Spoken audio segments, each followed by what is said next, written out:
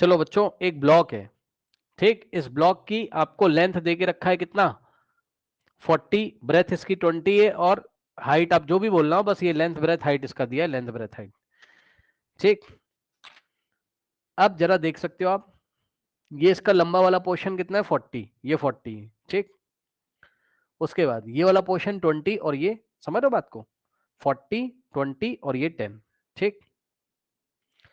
अब आप मुझे देख के बताइए जरा, जब बच्चों एक बात बताओ, इस ब्लॉक का जो मास है सो तो है, मास तो इसका फिक्स है, मानते हो कि नहीं, आप बताओ।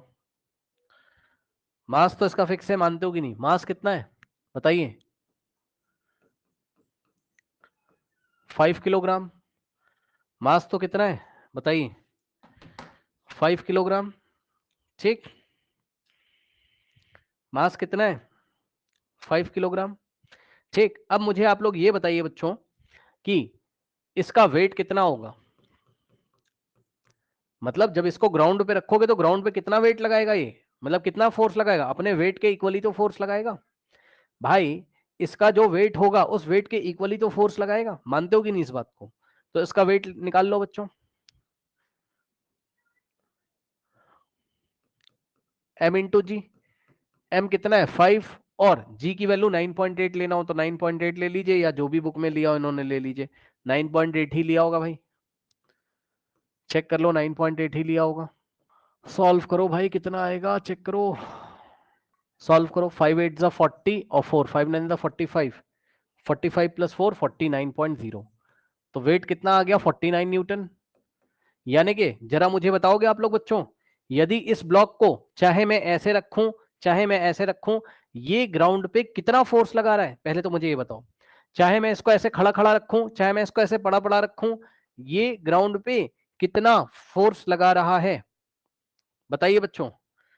फर्स्ट कंडीशन में ग्राउंड पे कितना फोर्स लगा रहा है, जब ये खड़ा खड़ा रख दिया, ये फर्स्ट कंडीशन है, और ये ऐसा पड़ा पड़ा रखा हुआ है, ये सेकंड कंडीशन। बताओ फर्स्ट कंडीशन में ग्राउंड पे कितना फोर्स लगा रहा है ये बताओ, 49 Newton, very good very good very good. और सेकंड कंडीशन में भी ये फोर्स कितना लगा रहा है बताइए, सेकंड कंडीशन में भी ये फोर्स कितना लगा रहा है बच्चों बताइए स्टूडेंट्स, सेकंड कंडीशन में भी ये force 49 Newton, very good very good. भाई फोर्स तो फिक्स है ना, फोर्स तो इसके वेट के इक्वल लगेगा, फोर्स तो फिक्स है, चाहे ऐसे रखो वैसे रखो टेढ़ा रखो, है ना, चाहे जैसे रखो सीधा रखो गिरा के रखो, चाहे जैसे रखो, तो फोर्स तो ग्राउंड पे सेम लग रहा है। लेकिन ग्राउंड पे प्रेशर कितना लग रहा है, ये इस बात पे डिपेंड करेगा कि कांटेक्ट एरिया कहां पर ज्यादा है और कहां पर कम है। जहां पर एरिया ज्यादा होगा बच्चों, वहां पर प्रेशर कम आएगा, और जहां पर एक कांटेक्ट एरिया कम होगा वहां प्रेशर ज्यादा आएगा। सही बच्चों, तो फर्स्ट वाला केस जरा सॉल्व करिए। फर्स्ट वाले केस के लिए ये ऐसे खड़ा करके रखा है, ये ऐसे खड़ा करके रखा है, ठीक। तो बताओ ये हो गई इसकी लेंथ और ये हो गई इसकी ब्रेथ, तो कितना कांटेक्ट एरिया है बताइए, कितना कांटेक्ट एरिया है कांटेक्ट में। फर्स्ट केस में बच्चों एरिया कितना है, फर्स्ट केस में एरिया कितना है बताओ, लेंथ कितनी है 20 सेंटीमीटर, और ब्रेथ कितनी है 10, क्यों भाई। अब कुछ बच्चे घूम गए होंगे बेचारे, भाई एक बात बताओ, जब तुम इसको ऐसे खड़ा करके रखोगे तो ग्राउंड के कांटेक्ट में कौन आएगा, ये वाला रेक्टेंगल नहीं आएगा, ये जो दिख रहा है नीचे बेस वाला। तो रेक्टेंगल का एरिया क्या होता है, लेंथ इंटू ब्रेथ। तो ऐसे खड़ा करके रख रहे हो तो लेंथ कितनी दिखाई पड़ रही है 20 सेंटीमीटर, और ब्रेथ कितनी दिखाई पड़ रही है 10 सेंटीमीटर। तो फर्स्ट केस में एरिया कितना आ जाएगा बच्चों आपका, लेंथ इंटू ब्रेथ। थोड़ा ध्यान रखना जरा, थोड़ा ध्यान रखना जरा, क्या बच्चों, सेंटीमीटर को मीटर में चेंज कर लीजिए, क्योंकि एरिया आपको मीटर स्क्वायर में चाहिए, इस बात में सावधानी रखिएगा, ठीक। तो यहां पर क्या आ जाएगा 20, और डिवाइडेड बाय सेंटीमीटर को बच्चों मीटर में कैसे करोगे, 100 से डिवाइड करोगे तो मीटर में आ जाएगा, इंटू 10 डिवाइडेड बाय 100, और सेंटीमीटर को किस में चेंज करेंगे, मीटर में, ठीक। ओके नाउ ये जीरो से जीरो कटेगा, ये जीरो से जीरो कटेगा, नाउ यहां से आ जाएगा 2 इंटू 1 2, और अपॉन में 10 इंटू 10 100, और मीटर इंटू मीटर मीटर का स्क्वायर। अब बताओ 2 अपॉन 100 कितना होता है, चलो ऐसे ही रहने दो, ऐसे ही रहने दो, क्या हो गया, ऐसे रहने दो। अब फर्स्ट केस में प्रेशर निकाल लो, फर्स्ट केस में प्रेशर निकालो, प्रेशर क्या होता है फोर्स अपॉन एरिया। हाँ भाई बच्चों, फोर्स की जगह कितना रखेंगे बताइए, 49 न्यूटन, ठीक, और एरिया की जगह कितना रखेंगे, 2/100, सही है। और यहां से 100 ऊपर जाएगा तो कितना आ जाएगा, 49 इंटू 100 और डिवाइडेड बाय 2, ठीक, नीचे डिवाइडेड बाय 2। नाउ अब देखिए, अब इसको सॉल्व कर लीजिए। तो कैसे सॉल्व करोगे, 2 1 जा एंड 5 0 50, तो यहां से कितना आ जाएगा, 5 9 जा 45 और 4 5 4 जा 20 प्लस 4 24 और 0, ठीक। तो 2450 न्यूटन पर मीटर स्क्वायर, न्यूटन पर मीटर स्क्वायर है ना, प्रेशर निकाल रहे हो ना, ऊपर से मिलेगा न्यूटन, नीचे से मिलेगा मीटर स्क्वायर, तो न्यूटन पर मीटर स्क्वायर का प्रेशर है। इसी को आप क्या लिख सकते हो, 2450 का प्रेशर, पास्कल का प्रेशर, भाई न्यूटन पर मीटर स्क्वायर क्या होता है, पास्कल। तो बच्चों फर्स्ट केस में प्रेशर कितना आ रहा है, आप अपनी बुक से भी मैच कर सकते हैं।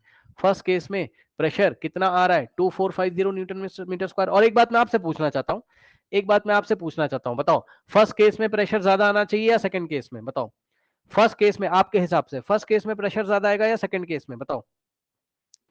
अभी मैं फर्स्ट।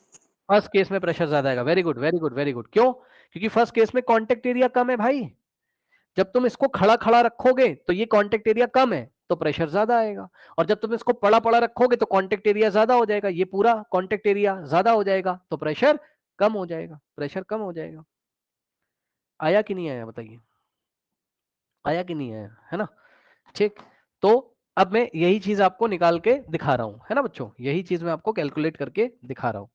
तो देखिए बच्चों, फर्स्ट केस में प्रेशर आ गया, अब हम सेकंड केस में प्रेशर निकाल लेंगे इसी तरीके से, है ना। तो ध्यान देंगे स्टूडेंट्स, अब देखिए सेकंड केस में बच्चों प्रेशर निकाला, तो उसके लिए सेकंड केस में आपको क्या चाहिए, एरिया। तो सेकंड केस में एरिया कितना हो जाएगा, जरा ध्यान दें बच्चों, इस बार लेंथ कितनी है 40 और ब्रेथ कितनी है 20, तो 40 into 20, so length into breadth 40 into 20, ठीक। तो क्या आ जाएगा, 40 सेंटीमीटर लेंथ और 20 सेंटीमीटर ब्रेथ, सो 40 into 20, correct, 40 centimetre into 20। Now अब इसको 100 से डिवाइड करोगे तो 40 अपॉन में 100 और सेंटीमीटर की जगह मीटर इंटू 20 अपॉन 100 और सेंटीमीटर की जगह मीटर, ये 0 से 0 गया और 0 से 0 गया, ठीक। 4 2 जा 8 होता है और अपॉन में 10 इंटू 10 100 मीटर का स्क्वायर। इसको सॉल्व करने की जरूरत नहीं है क्योंकि आप सीधे सॉल्व कर लोगे जब आप प्रेशर निकालोगे। तो pressure is equals to force upon area, सही है। फोर्स तो आपका यहाँ पर भी 49 न्यूटन होगा सेकंड केस में भी, और एरिया कितना हो जाएगा, एरिया में 8/100 मीटर स्क्वायर रखोगे तो ये 100 जाएगा ऊपर, तो यहाँ से क्या आ जाएगा 49 इंटू 100 अपॉन में 8, सही है। अब सुनिए सॉल्व करिए, 4 2 जा 8 और 4 इंटू 25, फिर यहाँ से क्या आ जाएगा 49 और 2 से काटेगा 2 1 जा और यहाँ 12.5,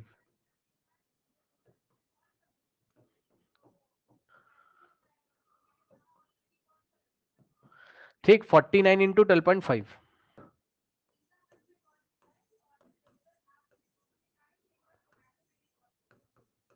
9 5 जा 45, 4 9 2 जा 18, 18 प्लस 4 22 और 2 9 1 जा 9 प्लस 2 11 इंटू